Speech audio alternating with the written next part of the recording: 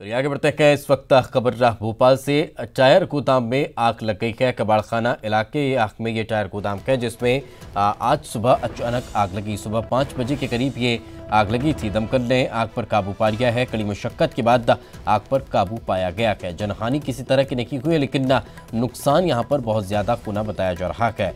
तो ये तस्वीरें आप देख पा रहे हैं। धू-धू कर रहा ये पूरा गोदाम जलकर राख हो चुका है। सारा सामान इसमें जो था वो जलकर राख हो चुका है। और तस्वीरें देखिए आप, तस्वीरों को देखकर ही अंदाजा लगाया जा सकता है कि कितनी भीषण ये आग थी। वो तो गनीमत रही कि आसपास की दुकानों को या फिर मकानों को इस आग ने अपनी चपेट में नहीं लिया, नहीं तो एक बड़ा हादसा यहाँ पर हो सकता था। ये धुएं का गुबार और आग की लपटें साफ इसे स्पष्ट कर रखी हैं कि आसपास की दुकानों और मकानों तक का इसकी लौ नहीं पहुंची, नहीं तो और ज़्यादा नुकसान हो सकता था। दमकल कर्मियों ने कड़ी मशक्कत के बाद आग पर काबू पाया है, लेकिन लगातार जिस तरह से मौसम में परिवर्तन हुआ है, उसके बाद से अब आग की खबरें लगातार देखने और सुनने को मिल रही है। कल की इंदौर में इसी तरह से टायर का जहां काम चल रहा था, कारखाना था, और लगातार वहां अलग अलग गाड़ियों की रिपेयरिंग का काम भी होता था, और वहां पर नए और पुराने टायरों को बदलने का काम चलता था। वहां पर भी कल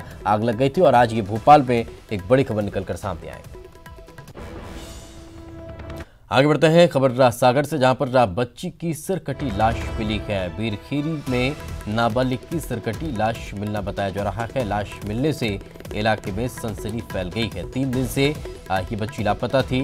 बंडा पुलिस सब पूरे मामले की जांच में जुटी हुई है। तो ये अपने आप में हृदय विदारक का घटना है, हृदय विदारक का खबर निकलकर सामने आ रही है, जहां पर बच्ची की सिरकटी लाश मिली है। लगातार क्राइम का ग्राफ बढ़ता जा रहा है। इसमें किसी तरह से कोई रोक लगती दिखाई नहीं दे रही है। तो ये एक और सागर से बड़ी खबर निकलकर सामने आई है। मध्य प्रदेश में लगातार पुलिस की नाकामियां उजागर हो रही है। अभी कुछ ही दिन पहले हमने आपको 2 खबरें दिखाई थी। चित्रकूट में 2 बच्चों का अपहरण होता है, उसके बाद उनकी हत्या हो जाती है। फिर सतना का मामला हमने आपको बताया कि जहां पर एक मासूम की अपहरण के बाद हत्या कर दी जाती है। अब ये सिरकटी लाश यहाँ पर मिलती है। 3 दिन से ये बच्ची लापता बताई जा रही है। तो लगातार प्रदेश में इस तरह की स्थितियाँ देखने को सुन और देखने को मिल रही है और सुनाई भी दे रही है। तो सवाल अब ये खड़ा होता है कि आखिर क्यों इस तरह की खबरें नहीं रुक पा रही हैं, क्यों इस तरह की घटनाएं लगातार बढ़ती जा रही हैं, क्यों इस तरह से क्राइम लगातार बढ़ता जा रहा है। अब कई सवाल खड़े होते हैं। तो ये खबर इस वक्त अपने आप में बड़ी खबर निकलकर सामने आ रही है सागर से, जहां पर ये बच्ची की सिरकटी लाश मिली है। बंडा पुलिस अब पूरे मामले की जांच में जुटी हुई है।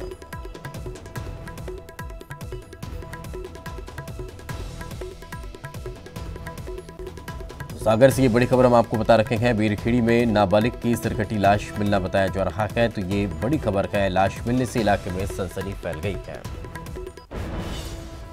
चलिए आगे बढ़ते हैं खबर भोपाल से, जहां पर प्रत्याशियों के लिए चुनाव खर्च के रेट तय हो चुके हैं। प्रत्याशियों को 7 रुपये की एक चाय पड़ेगी। आपको बता दें, जिला निर्वाचन आयोग प्रत्याशियों के हर खर्चे का हिसाब रखेगा। एक प्रत्याशी अधिकतम 70 लाख रुपए तक खर्च कर सकता है।